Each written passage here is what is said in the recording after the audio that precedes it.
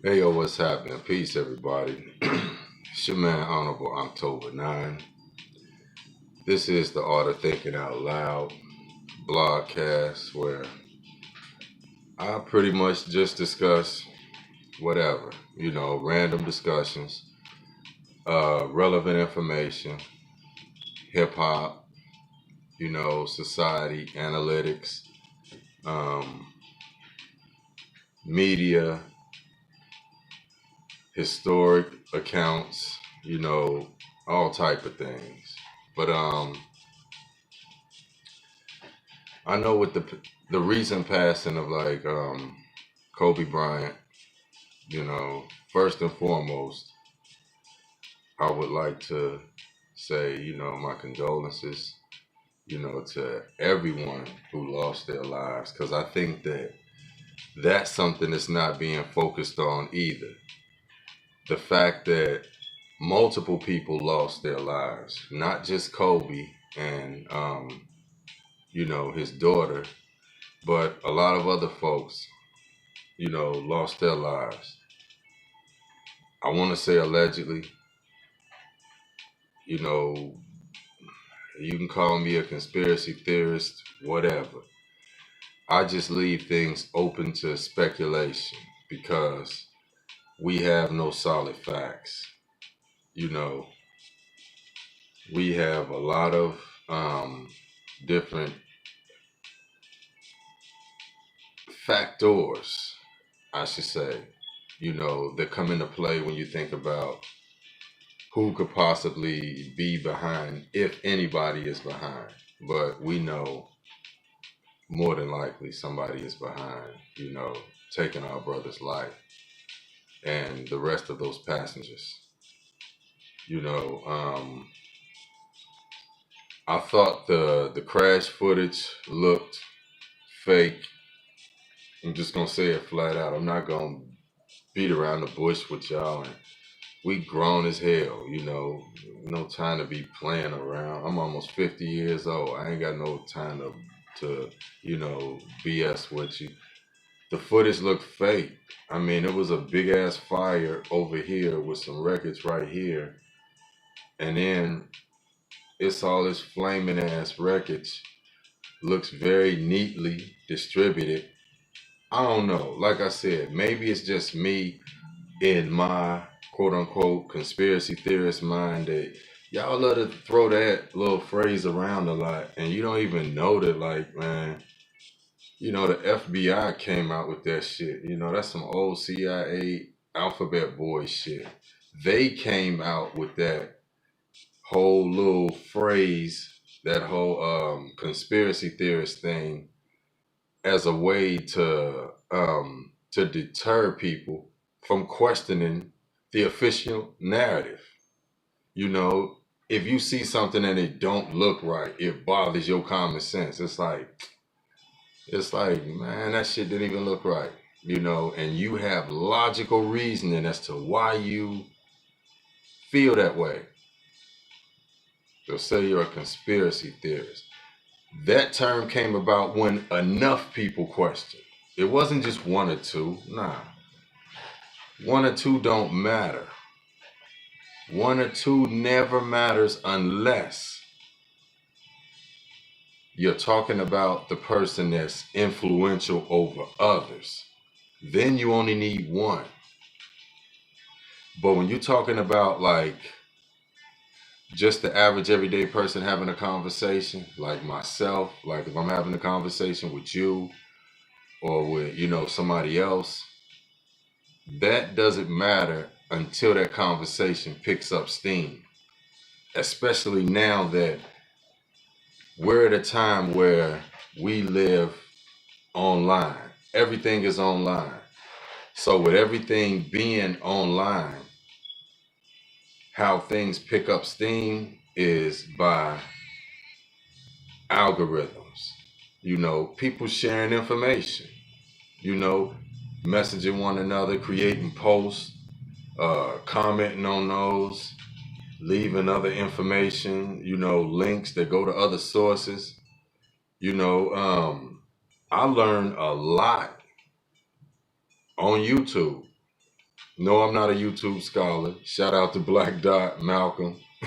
No, I'm not a YouTube scholar, but I can say I've learned a lot, and YouTube has also the people I've come across and the information I've come across has opened a lot of doors.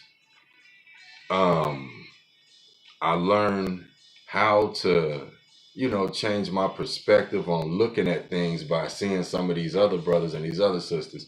Shout out to people like Dane Calloway, Seven Beaumont, Kev Gills, uh, Tim Osmond, Infinite Plane Radio, you know, um, Cam B, the Brotherhood, Fakeologist. It's a lot of folks. I check out Joe Rogan. I watch a lot of stuff, man. Shout out to Willie D, Brother Sanchez. Hell yeah. You know what I'm saying? Brother Sanchez, shout out, man. You know what I'm saying? Uh, you know, it's a lot of good information out there, man. It's a lot of good folks out there that are, you know, putting together resources. Oh, I don't want to forget somebody. My man, Ayo Canseco, the Big Facts podcast. That brother right there, honestly, when it comes to this whole rap shit, he got it down to a science. Him and Black Dot need to work together. They need to do an interview talking about some shit. I'm gonna put that out there. Ayo Canseco need to do an interview with Dot and Malcolm. That would be groundbreaking. But just going on to, like I said, my whole discussion right now has no direction as far as what I'm going to talk about. Just anything relevant on my mind right now. Like I say, the whole Kobe situation is hot. So I'll discuss it. Like I said, I just feel like the situation, I feel like I'll put it like this. Yes, I believe our brother is gone. I believe he's gone. I believe his daughter is gone. I believe those other passengers are gone. Right now, that's where I stand. Could the event have been faked? Yes, on many levels. Not far as faked when I say, like he's not dead or whatever like that or what. I'm not going to even go there. Right now, I'm going to deal with the crash, him not being present right now, and the effect it's having on people. We live in a time where, as I was saying, as far as, how you can have conversations, when I was talking about how a few come off as being insignificant until those few or one of those few takes on a position of kind of leadership, even if it's just intellectually. That person seems to be the one with the juice. That's the one that can seem to spark up everything. He get the other ones thinking. Then that person becomes, you only need that one. That's your threat. When you have a true thinker, a person who questions, and ain't nothing wrong with, questioning anything. You're supposed to question everything. I think we've gotten caught up in a lot of historic, I don't want to say all the way misinformation, I'll say misinterpretation of said information, being the Bible, other holy books, and the way we've structured our whole thinking process because of the influence of not just what goes on around us, but these books and their effect on everything that goes on around us's effect on us. You know, if that makes any sense to you, hopefully you caught that. So in other words, we live in a society structured around biblical constructs, pretty much, you know. With that being said, I mean, and this is not an attack on the Bible, scriptures, any of that. It's just my question and my reasoning, where my mind is with a lot of things. You get a lot of information, a lot of stories. I'm not about to do a history of the Bible and all of that, I can care less, been through that. Like I said, I'm almost 50 years old. I've been conscious since I was a fucking teenager, all of that, was starting newspapers, African American newspapers, and I started a class that's still running to this day, African American Studies at Western Hills High School, Cincinnati, Ohio. I helped start that class and the Black newsletter. So I just don't want any of that BS about, oh, this is just some guy on YouTube that's just saying blah, blah, blah, this and that. Man, this conscious thing, listen. What a lot of y'all are now doing as a fad, this shit comes natural to like some of us. Even if I'm not as advanced as, a lot of others, I'm very well attentive.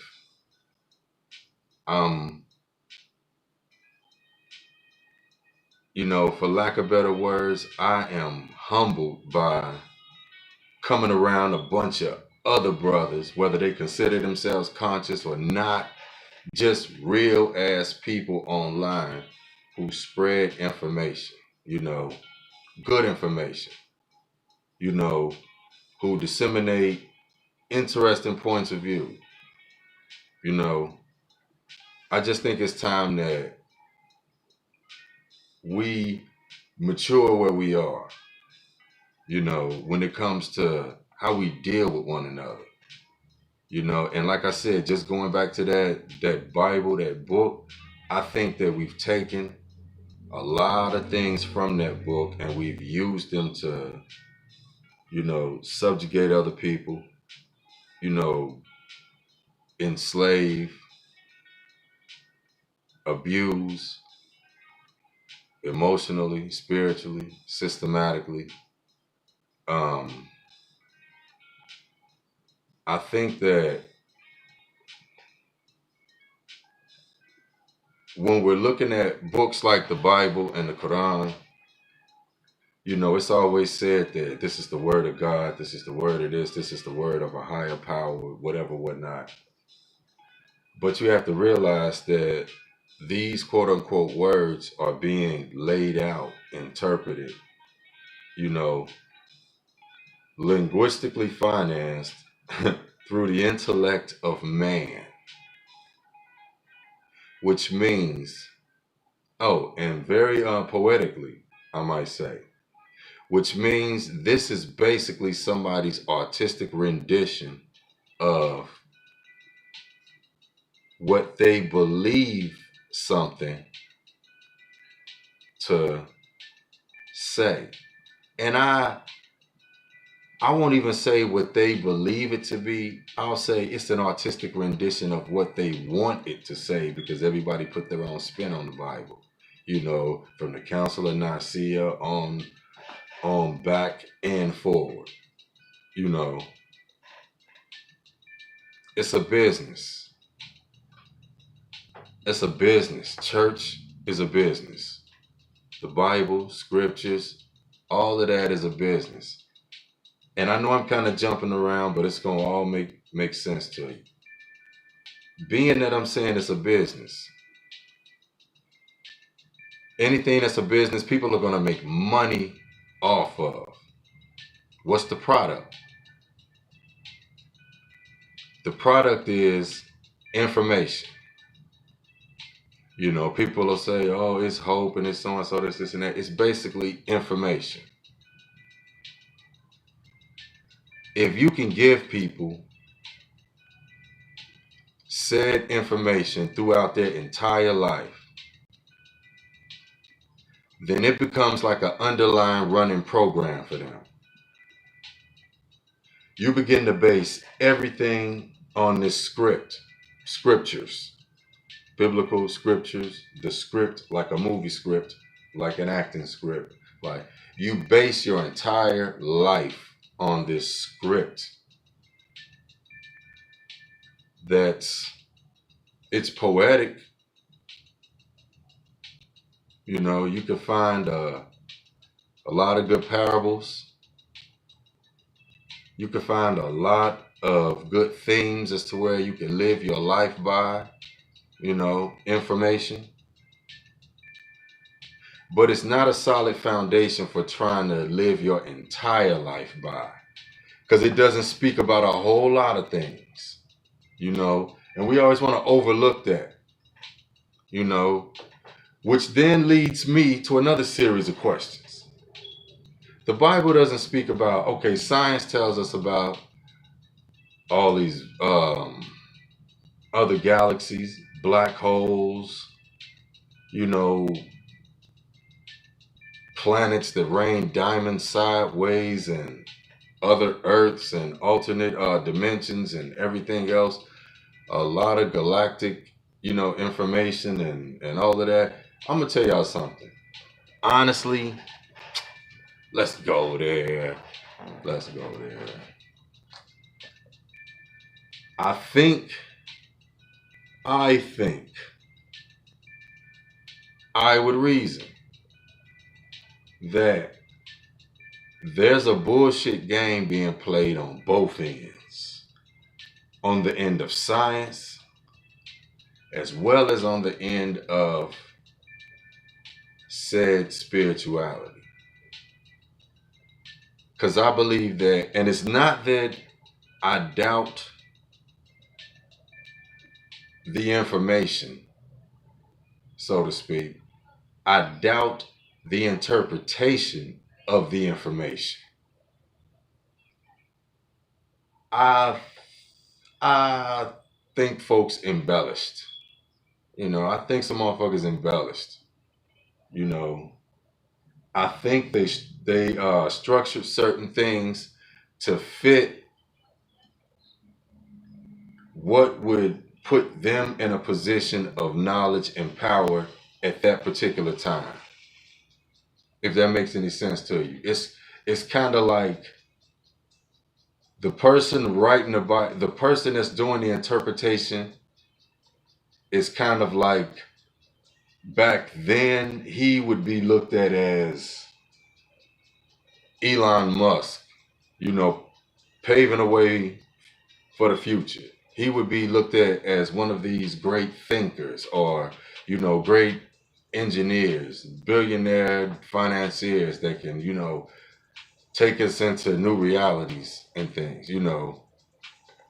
I think it's just somebody's interpretation. Hell, the reason I mentioned Elon Musk is because when I talked about embellished reality,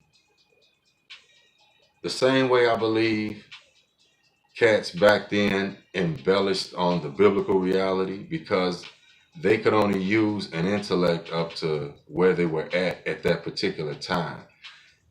And also they could only use they could only describe things, use certain things as descriptions because of what they saw around them. Birds, bees, trees, you know, stars in the heavens, which goes back to what I was saying before. The Bible talks about the heavens and everything, and, you know, the firmament. It makes it seem as if all of this is close, so to speak. makes it not seem like it's millions and trillions and billions and gazillions of miles away. I think that's scientific embellishment. That's just me. And I'm a science nut, but I think that's scientific embellishment. I think telling us that the sun is 93 million miles away is embellishment. I think whoever decided they were going to make that the calculation used a lot of Freemasonry, a lot of the occult, a lot of other things. There's a lot of other hidden sciences in it. But I think that number is conjecture. I think I'll put it like this. They could tell you that the sun is 93 million miles away. They can even create sciences that back what they're saying. They can show you how an object supposedly as hot as what they say, beaming this way, could be positioned like this, and everything fits, all the coordinates, all of that fits. But what doesn't fit is the common sense. If the sun is that fucking far away and it's that hot, something like 550,000, 550 million billion, tons of this type of gas turning into this type of gas. And this is happening every moment, letting off all types of heat. Listen to how hot they say that the sun is, how bright it is. Why the fuck ain't it brightening up the entire solar system at least? At least. That's just one question I have, and then they'll come back with something, scientifically debunk my question like it don't make sense when it does make sense, because if I put a light in a big ass room, I don't give a damn if it's a football damn stadium with the lights off. If I shine a cell phone light, you can see that light at that particular point from wherever you are in that particular stadium in the dark. You can see it. It may be a little small point, but you'll see it. Now, if I go all the way across that stadium and shine a big ass goddamn light that just lights up every damn thing, I should be able to see a whole lot. I can see the whole inside of the stadium. Why the fuck can't I see the whole inside of the solar system when I look up at the sky?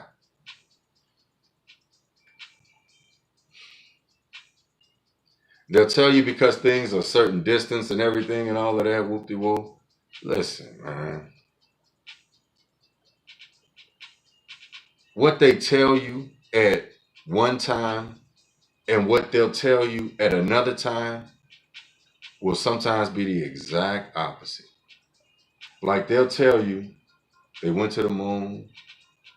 They'll tell you, it was done several times back then. They went into space back then and everything. And then when you ask why they haven't went back, they'll tell you because they lost the information.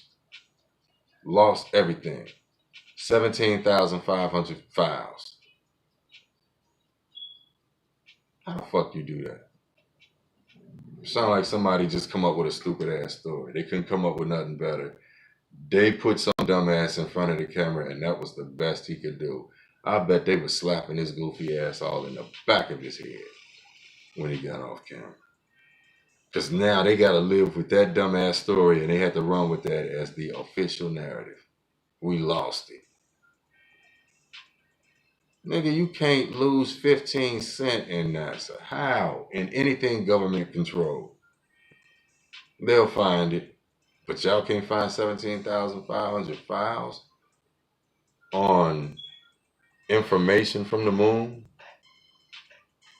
Just some raggedy ass, Kubrick manufactured, produced, directed video. Yeah, I believe, I do believe that. I will say that I'll, I won't say I believe it, but I'll say it's a very high possibility that the moon lander was filmed just as Kubrick said. He directed here on Earth, you know, in locations, here in the United States as well as abroad. I mean, y'all, it's not far fetched. It's not far fetched. You know, when I tell people that Walt Disney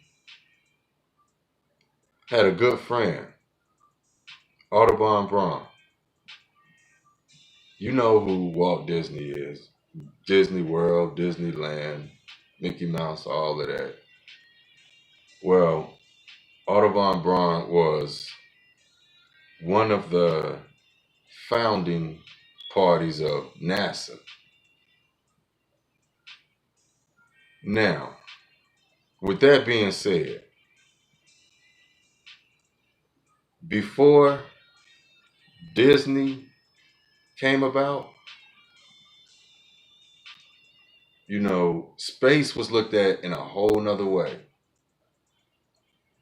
Before we started getting an interpretation of what space is, they weren't showing you cartoons of all these galaxies and all these aliens and all this other stuff and everything. All of that came about in the advent of what I would like to look at as commercializing a social engineering experiment. And we deal with the bread and circus end of it, where it can be masked as science, it can be masked as entertainment, whatever. But that's the end we see. We only see the finished product. We don't see what goes into making it. And that's what I think is always the hidden element behind everything that we have going on now. It's those hidden elements. Why can't we know certain things? Why is there a concerted effort to keep certain information away from you by us just questioning, coming up with logical questioning, good reasoning? Why is there such an effort that when people ask certain questions, you know, I'm not gonna I'm not gonna go off into whether I think the earth is flat, and all that. That's an old discussion. As you see, that came and went because I think that when it started to come into conversation, I think that it had to be quelled, it had to be made non-credible. They had to throw in a bunch of BS. They had to start making memes, commercials, had to start letting nuts get to the forefront of it, and it discredited everything. Nuts, other types of weirdos. Um, so now anybody talking about researching flat earth or the shape of the earth in any capacity is looked at as a nut. But I want to give a special shout out to Mad Mike Hughes, who's going to go up in his own man-made rocket, device and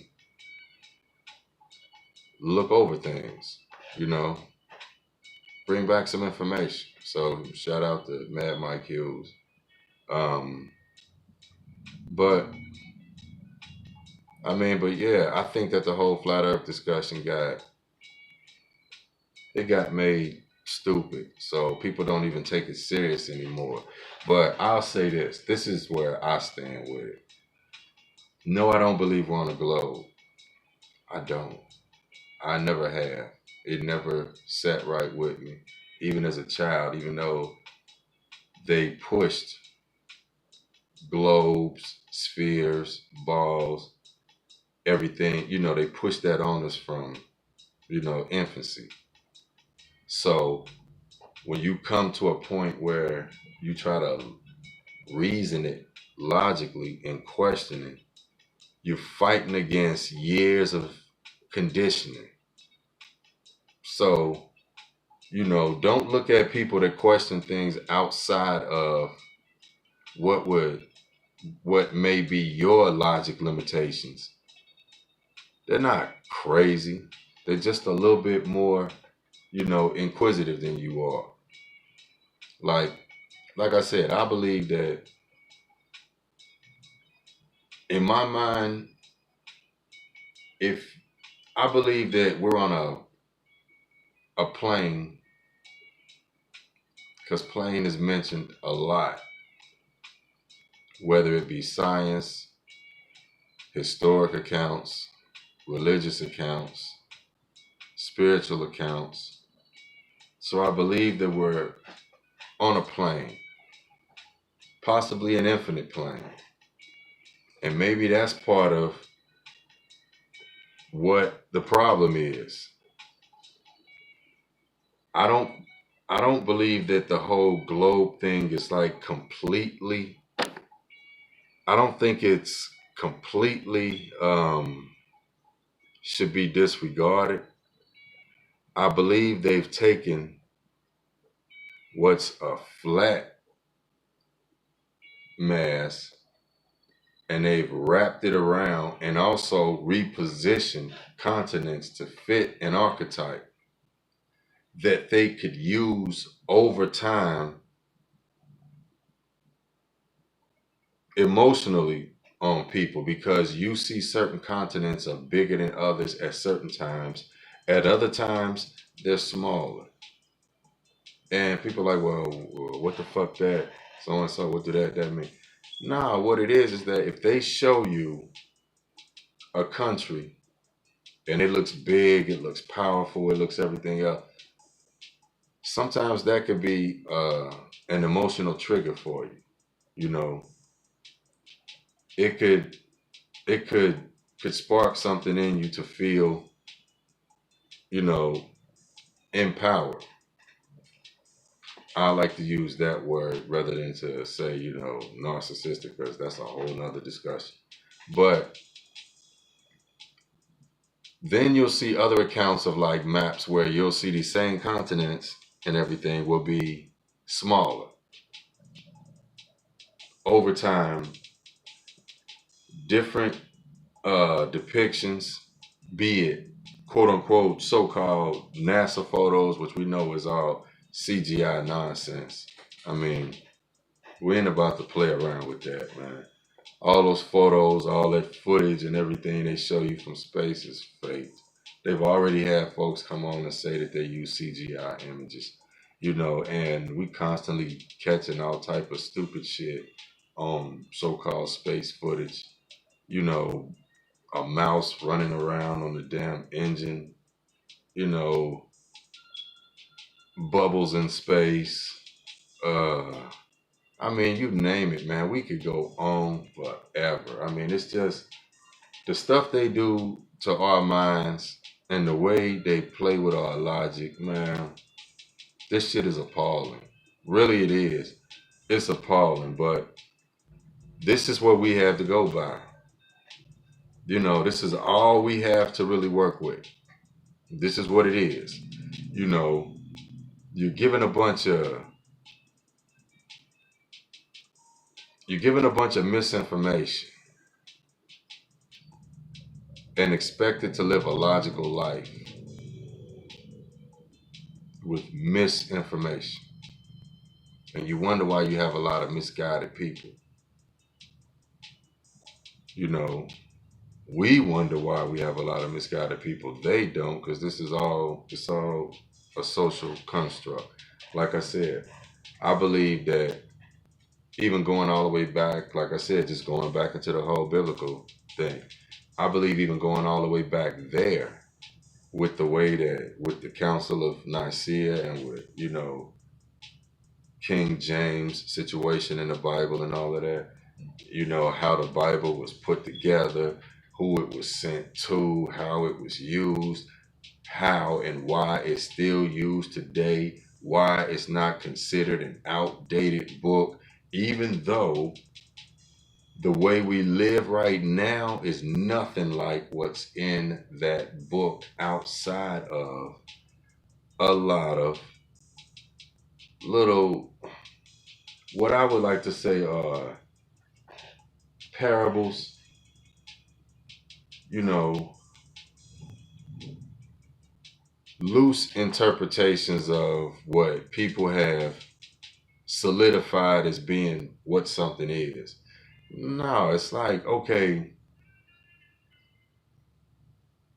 and I'm not, I hope I don't offend anybody, but that's just like when we talk about, all of us have know someone who's gay, lesbian, whatnot.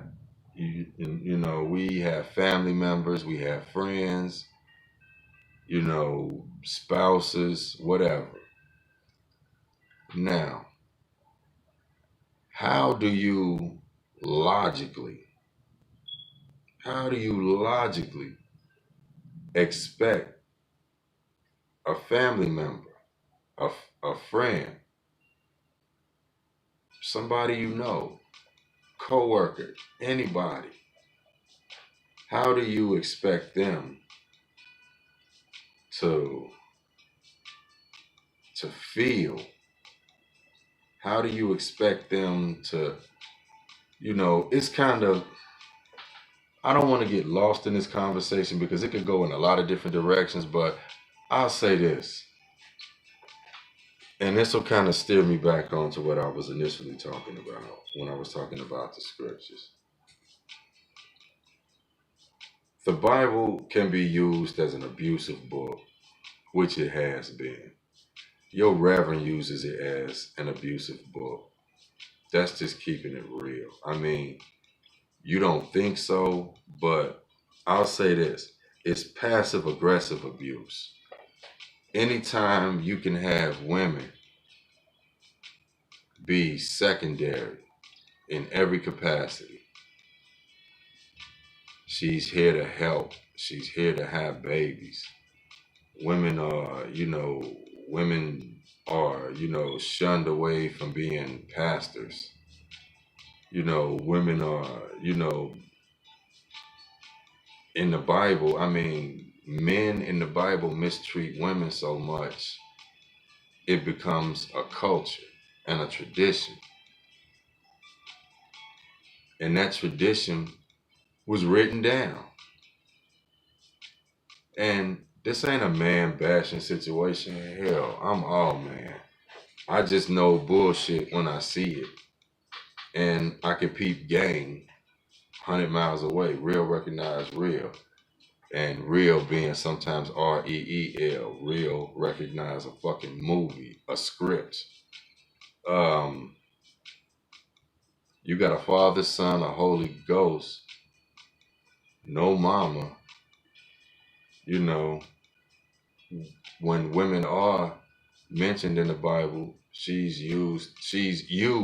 I'll start there. She's used. She's used for babies. She's used to help. She's used for sex. She's sold into slavery. She's used as a bartering tool. She's used as a collection item. Dudes collect concubines, have a wife, and have 300 wives, 700 concubines, 1,000 women, everything like that. It's like, but then when you hear about the women in the Bible, you hear about a lot of harlots. You hear about women that seem very disenfranchised, You know, you don't hear about women messengers and like, you know, prophets until you start going into, you know, other historic accounts and things like that. And all that's cool, but why the fuck I have to look for all that shit when it's like you put all this other shit in front of us? Why didn't you put that in front of us? Why aren't women empowered? How am I supposed to raise a young girl to have any type of high self-esteem, any type of, you know, feeling about herself as a woman using this book unless I have to dissect it and go into it because I can't just hand her the book. Hell, you hand a woman that book and just tell them, look what happened to women that become overly religious. And I'm not trying to beat up on y'all. I'm just keeping it 100. The women that become overly religious, like they might, you know, might used to be hoes, you know, used to be kind of out there earlier in life, you know, may have went through a traumatic situation. It changed them emotionally, spiritually. And I'm not knocking the women, I'm knocking the options. When we go to find spirituality nowadays, y'all ain't got nowhere to go. Y'all find Jesus, find Allah. You know, now they got a couple other options on the table. You know, you go find a couple, you know, historic African gods. You know, whatever floats your boat. But what I'm focusing on is the limited options you've been historically given. You know, the Bible, the Quran, you know, the Torah, but Torah don't even really count in this. And the reason I say it don't count is because most of what I see as far as conversions, when people turn over their life, as go to say, um, it's like Christianity or, you know, Islam. And they'll even provide those books in the prison system, which is a whole nother aspect of the conversation, is a whole nother compartment of the conversation in itself, because the prison system is actually linked to the Bible and to the rest of the education system. It's all linked together to actually send you to prison. And that's not a yoga reach. That's not, you know, none of that. You don't believe me? Okay, then I'll do this real fast like this. In the Bible, you're given God, supreme creator, ruler, king, Lord, all these titles of somebody who basically, when we talk about rulership, let me get something straight with y'all. This is why I say, look at the words. Listen to what people say to you, man. Don't just go off of face value on what people tell you shit is, man. What is a lord? You have lords that are not good people. Lords don't always have to be good. What is a king? A king is not always good. Gods, plural, are not always good. Proof of this is because our God in the Bible is jealous as hell. He's insecure, very insecure. He's insecure as fuck. Why is God insecure? He God. This is why I tell y'all this shit is man. And it was a very insecure man that was putting the spin on this shit. But this is what you live your life by. Where this insecure dude put a spin on this so-called holy script and you live your life by it. It demeans it demeans women in a nice way with a smile. Tells you what you are, what a good woman is. You know, this is the only definition of a good woman. This is the only definition of a good man. What if you were never given this book? Either of those books. What if you never knew the gods of those books? I think things would be a lot better, honestly. I think things would be a whole lot better because people wouldn't live in such judgment. They wouldn't live in such insecurity of having people question what they think, how they reason, compared to folks who don't even matter. This is why I did this live stream today, because I rarely get on, but I said I was going to start live streaming more, you know, just because I want y'all to get to know how my mind operates when it comes to, you know, like I said, looking at our society, our world, the way it operates, the people in it, you know, the effects of it. And like I said, I did a podcast on, you know, Bible and trauma and all that. You can go check that out. So I won't go too much more into that, but I'm going to go back to something I was talking about before that kind of deals with an issue that I have with people still trying to hold on to certain biblical concepts in the year 2020. We all have homosexual relatives, friends, family, co-workers, etc. that are good people,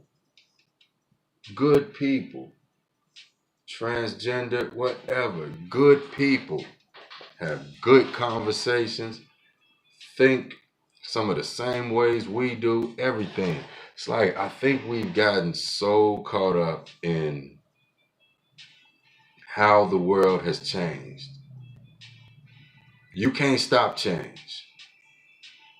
I'm no advocate for gay rights and all this other shit and everything. It's like, look, man, don't get it twisted and thinking I'm trying to be some type of advocate for something. No, I'm an advocate for fucking common sense. Common sense says that gay folks are here, meaning are here, are visible, are in society, are everyday people, as Arrested Development said years ago. You know, everyday people. You know them, you love them, you know. Stop feeling like your love for them as a friend, as a family member, has to be decided upon weighing it on the scales of what this book says. That book to me has caused, the Bible has caused the suicide rate to skyrocket over time. And I don't know the damn statistics from back hundreds of you know, years ago, but I will tell you, I believe that ever since people have had the Bible, they've been killing themselves trying to live according to this book that's somebody's artistic rendition on how they think things should go, based on a bunch of stories that they've plagiarized, you know, edited, embellished on, changed characters, rescripted, uh, put together as a social experiment that's carried on throughout time. Now look, there are good people who are good Bible toting folks, old folks. Those are the ones I give a pass to. the older folks, because that's all they've known their entire life.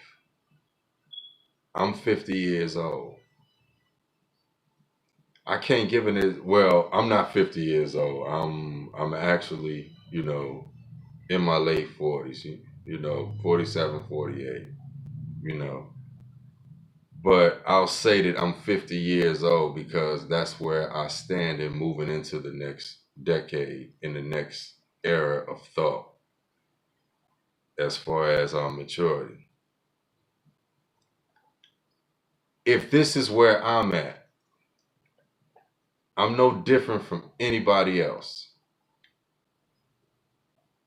Meaning there's nothing that I'm doing, nothing that I'm reasoning, nothing that I'm questioning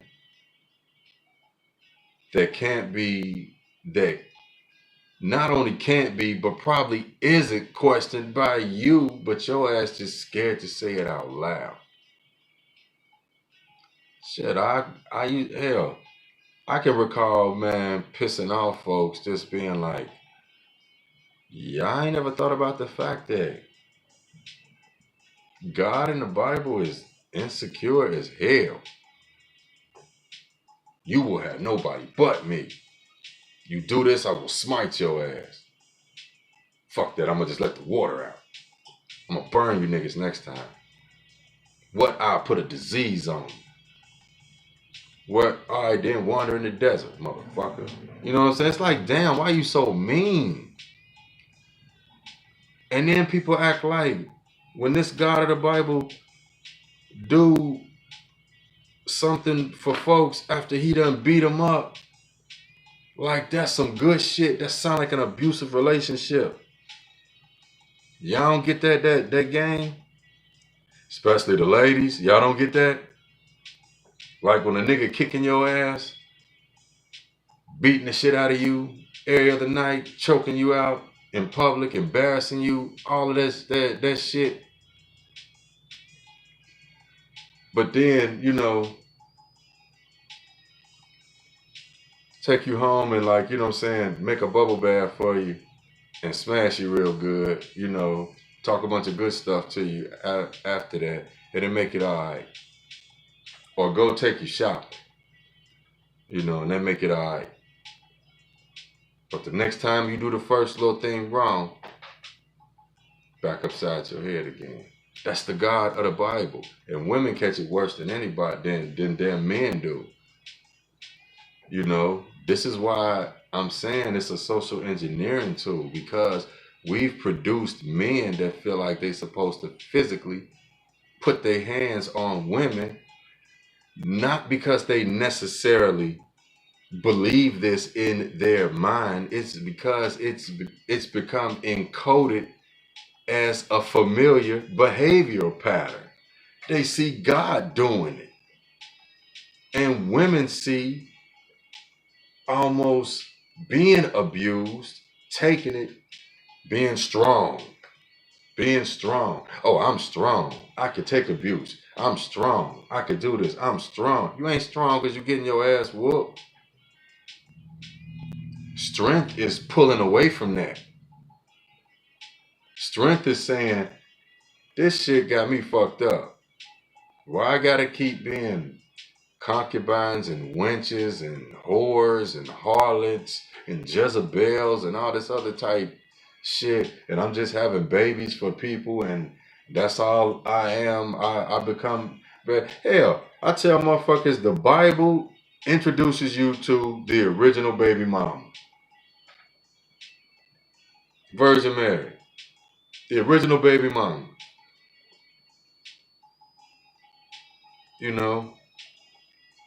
Because you got to think about something, and that's honestly,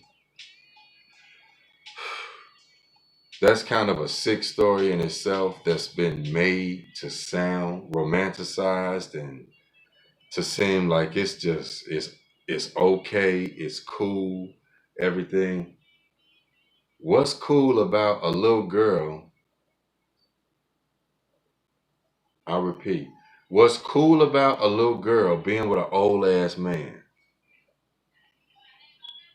Think about that. How old was Mary?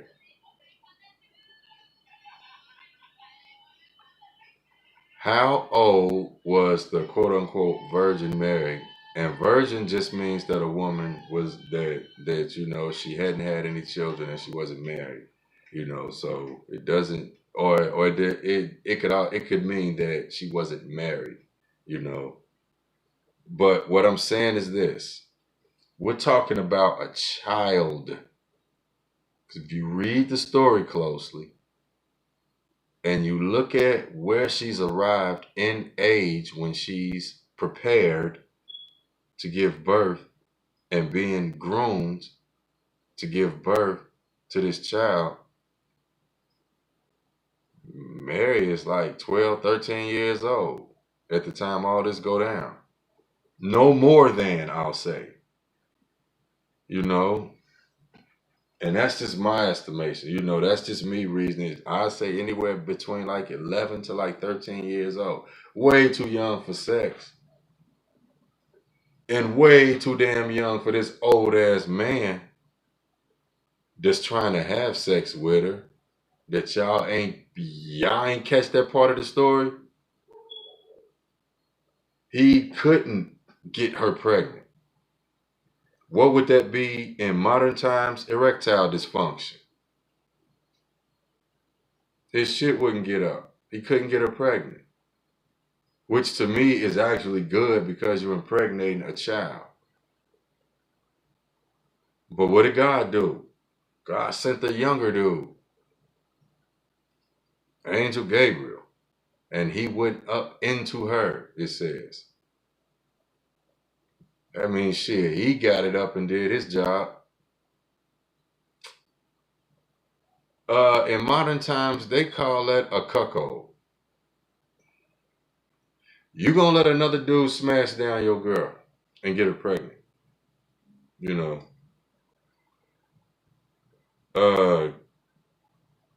A surrogate. She's like, you know what I'm saying? She's surrogate smashing this dude. Like, what do we have going on here? Now, this is what I'm talking about. You hear that story. You hear that story. This is a young girl that was going to have sex with an old man. In my mind, putting it together with my logic and reasoning, he couldn't get it up, couldn't do it. God had to send a younger dude to, you know what I'm saying, knock her down, get her pregnant. She gives birth to Jesus. And then, you know what happens to her? It don't matter. It don't matter because that was her usefulness in the story. To give birth to Jesus. That's Mary's usefulness. She was, and people be like, she was his mother. She was so-and-so. She did this. She did that. No, the hell she didn't. She gave birth to him. And then they took the rest of the story and focused on him. She got written out of the script. She got written into a lower part then. Because she was only meant to be a vehicle to bring another man into the situation. Y'all don't see how this story is manipulated by men who think a certain type of way? Men who think it's okay to have sex with little girls?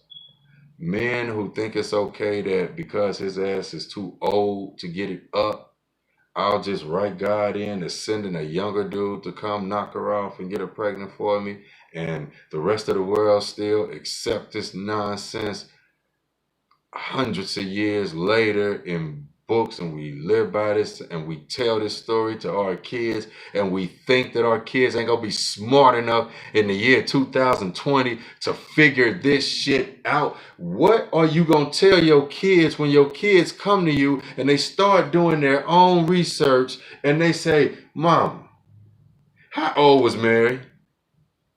This is your daughter coming to you when her ass is about 12, 13 years old. She like, Mama, how old was Mary? And you're like, I don't know. And then she has done her own research and get to rolling it out and show you what she's arrived at. No matter what it come to, it's still too goddamn young for this old ass man to be with her. But because this old man and all of this shit was ordained by God, it make it cool. So what the fuck does that make God? See, I'm going off now because it's like, man, I'm hitting that point that it's getting lit. What the fuck would that make God if he sent an old man? If listen to how this shit sounds. What would it make God if he gave access to this little girl to an old man to get pregnant? And when he couldn't do it, sent another man. Sounds like God is a sex trafficker, a pimp. See, this is why, like I said, it ain't about whether I'm right or wrong. It's not about whether I sound crazy to you, because I probably do. But it's about me getting to a point in reasoning in my near 50-year-old mind where you're not finna sell me some shit that you've historically given to me. You're not about to keep repackaging the shit, just reselling it to me as logic when what you're selling to me as being good, wholesome, religious logic is going on in society as debauchery. But I'm the crazy. See, but this is why I say we need to have folks really sit down and think about shit. Really sit down and once you thought about shit, come up with some good ass questions that you don't be scared to ask questions about shit. Like I say, we could even go back and onto the whole Kobe situation. Like I said, man, I believe Kobe was taken out of here. I believe Kobe was taken out of here. I'm not gonna say by, the Illuminati and all of this type stuff. Because I don't know. I'll say I believe Kobe was taken out of here by somebody he had a beef with. Believe Nipsey, Dr. Sabi, all of the other like damn 60, 70 other holistic practitioners and people who had influence that were backing certain holistic practitioners, the numbers in the hundreds of people that have been knocked off. You know, high tech pharmaceuticals, the ones that were beefing with Kobe in court, hell, they got caught trying to knock off a federal agent. They got caught trying to knock off a federal agent. So is it far-fetched to think that they could have knocked off Kobe Bryant? No. Nipsey? No. But with the Nipsey situation, I don't even want to go into that because it's just going to piss people off and everything. But honestly, it's just me. I'll put it like this. What we were shown as the scene of how it played out, it looks like a movie set. It looks like a movie set. It looks scripted. The characters, the timing, a bunch of other factors like, people linked in a bunch of numerology and a bunch of other stuff in the occult and, the Christ archetype and Masonic emphasis. It's a lot that ties into it that leads me to believe that we're looking at a lot of times,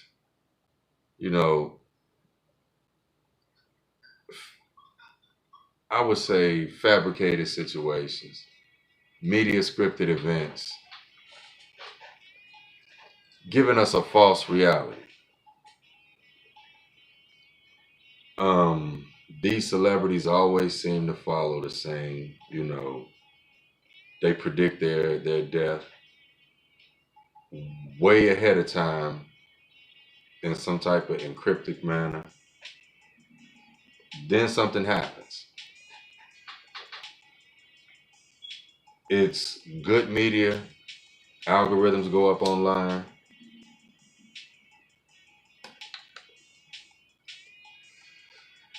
People engage the conversation, they get emotional. Your energy is then put into that keyboard, into those phones. You spend according to how you feel. You vote according to how you feel. You eat according to how you feel. You live according to how you feel. So if they can affect your emotions with they'll build up a celebrity and off them in front of you, so to speak. Energy harvesting. Because then they can use it for mental health issues. They can use it to push gun laws. They can use it to push whatever climate change, whatever they're trying to push to you. They'll just have a celebrity that may have mentioned that, may have championed that, may have been associated with that in some particular kind of way. And it becomes almost like a trigger in your mind. So now every time you think about this person, certain things come to mind. You think about certain events, gun control comes to mind. And a lot of these events, most of these events are hoaxes. They're scripted. These shootings at schools and, churches and restaurants and a lot of stuff and everything. And a lot of this stuff is scripted. A lot of these people are actors. Look at them. Look at them. Have you ever seen folks act like that on the scene when something is actually happening? Since when do they let children freely talk to the media, no parental consent? And if the parents did consent, why aren't the parents on camera with the children right after a school shooting? A traumatic experience.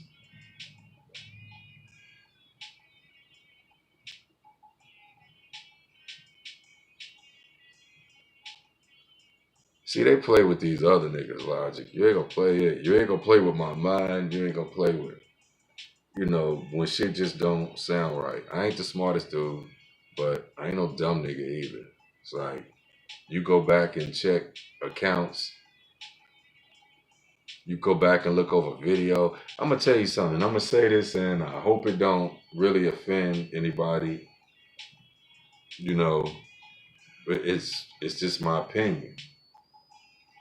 I think had we had smartphones 25 years ago, 30 years ago, there would be no Tupac and Biggie mystery.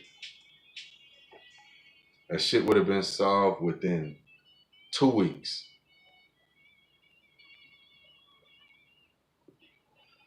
Hell, I even say under that, smartphones everywhere, people capture everything.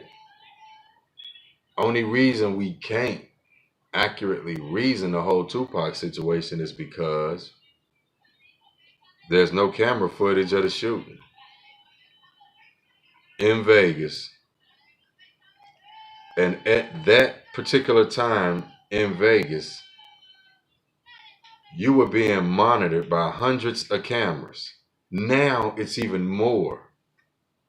At that particular corner where it happened, hundreds of cameras were like monitoring you back then.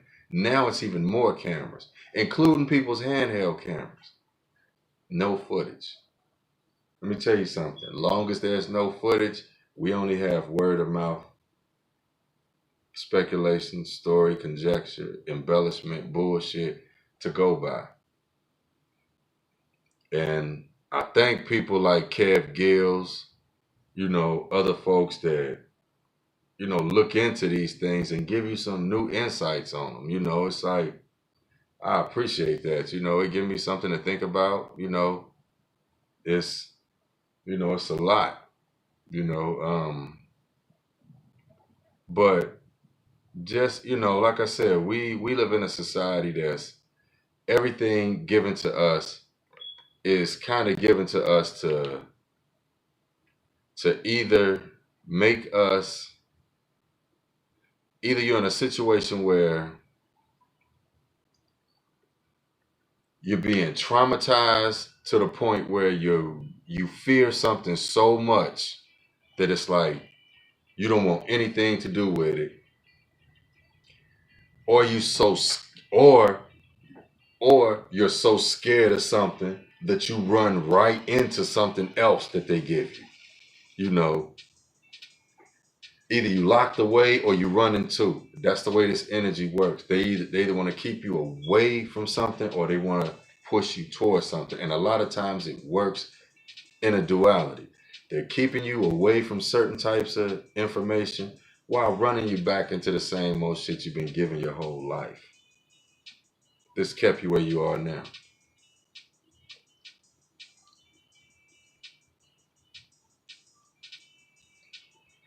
You know, but I hear folks tell, okay, before I get out of here, I just want to say this.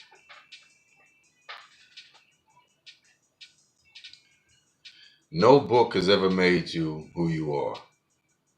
You were already that. Book just put ideas in your head.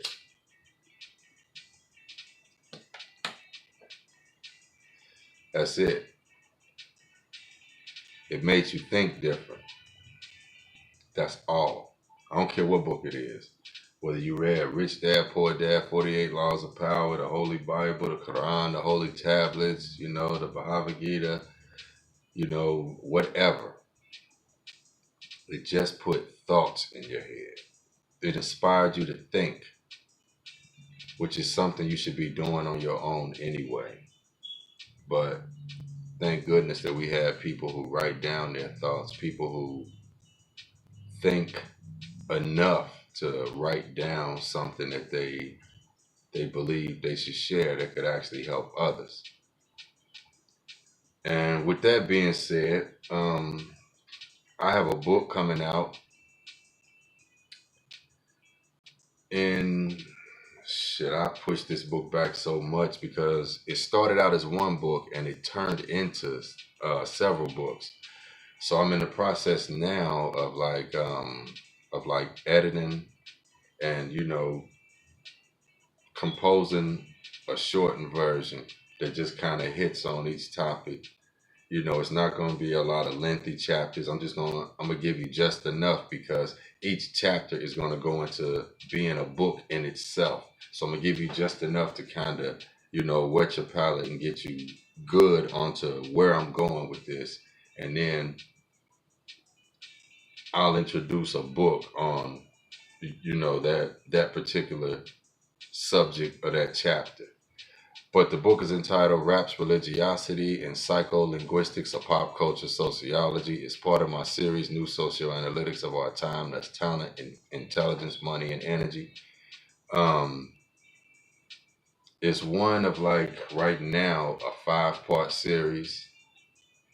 That series is going to grow. I plan on debuting the first book, Raps, Religiosity, and Psycholinguistics of Pop Culture Sociology, and then I'm going to put out the other books, following that yet close. I don't want to space them out. I want to put them out close so that you can have the information out there so that, we can inspire conversation.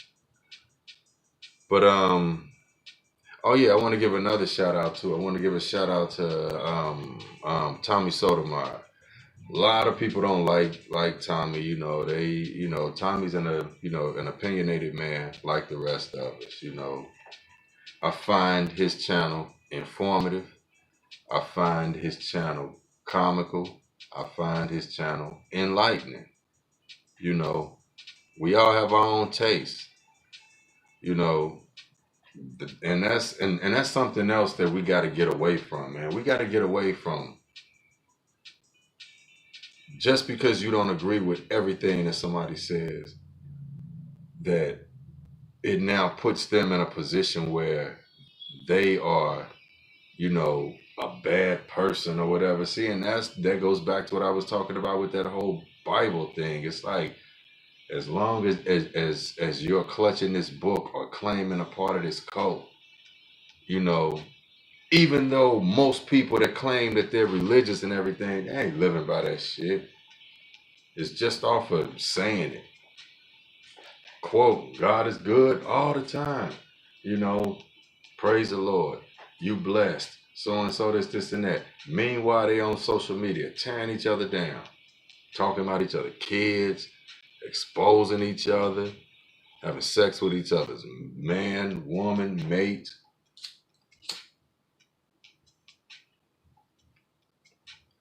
We need to know about ratchet shit. Need to be called out.